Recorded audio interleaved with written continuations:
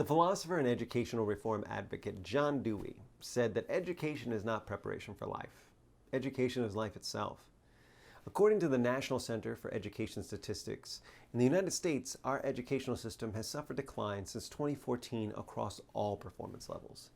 And while we lead in technology and engineering, we are abysmally deficient in one of the most important areas of learning, critical thinking. So first, let's identify the problem. The United States Census Bureau states that 50.8 million students will be enrolled in public schools as of 2019. And this number is encouraging as it's a higher amount than in previous years. However, the National Assessment of Educational Progress, or NAEP, also known as the nation's report card, has given us a stark view of public school education. In a report from 2018, only 15% of 8th graders scored at or above the proficient level, meaning that only about 15% of 8th graders were able to explain the significance of people, places, events, ideas, and documents in American history. Compared to 2014, students in 2018 actually performed worse, with lower scores in geography, reading, and comprehension. A recent article in the Wall Street Journal reported, on average, students make strides in their ability to reason, but because so many start at such a critical thinking deficit, many still graduate without the ability to read a scatter plot, construct a cohesive argument, or identify a logical fallacy. Why is this happening? In their book Academically Adrift, Richard Arum and Josipa Raska contend that a number of factors may be contributing to this decline in critical thinking skills, including pressure on college faculty to make lessons easier in order to get higher course evaluations. And this reflects similar attitudes in public school educational standards such as the ESSA, which was opposed by former Assistant Secretary of Education Diane Ravitch, who wrote that the Department of Education's rules would impose damaging and overly prescriptive mandates on our public schools. And these mandates place more pressure on students by using high-stakes testing. According to Education.com, high-stakes testing can potentially deny your child a high school diploma, force your 4th grader to repeat a year in school, and education experts admit that prepping for standardized tests can take away from subject areas that are not tested, including those that foster creativity, such as critical thinking.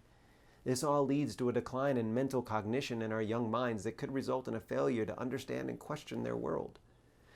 So now that we understand the problem, let us look at an organization that can help. The Philosophy Learning and Teaching Organization, or PLATO, is a non-profit organization that is dedicated to giving K-12 students the tools to reflect and act through rational judgment.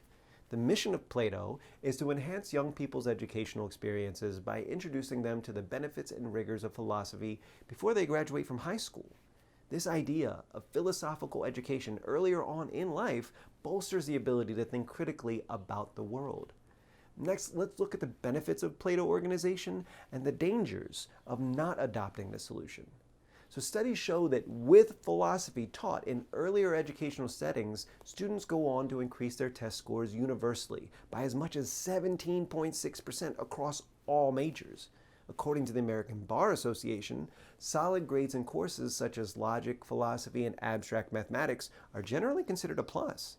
The New York Times, in an article from 2006, found that those with a background in philosophy enjoy a 98.9% employment rate.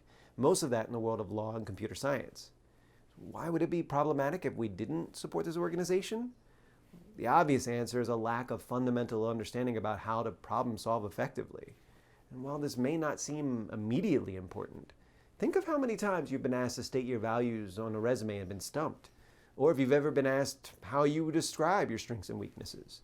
A lack of education in philosophy all but guarantees low-income wages, and a lack of social mobility, effectively stifling your child's best chance to succeed before they've even earned a high school diploma.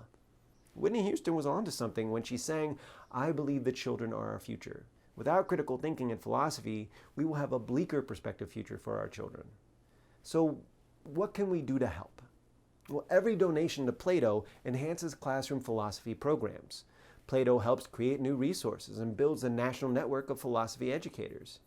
For as little as $50 donation, PLATO provides a full membership to one high school student. And corporate sponsorships can help K-12 classrooms for as little as $1,000. Memberships into PLATO help teachers share lesson plans and teaching materials with colleagues through the PLATO website, as well as sponsored conferences. The benefit of having our children learn to think critically earlier in their education pays dividends not only for the rest of their lives, but also for ours. Eventually, the country will be left to them to govern and improve upon.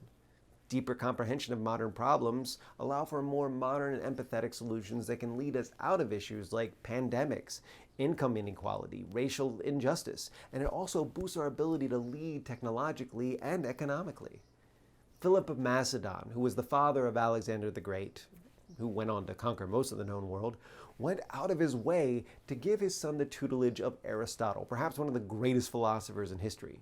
When asked why, he answered, "Our children are the arrows that we shoot." Let us, as parents and educators, pull back on this bow of knowledge and aim true.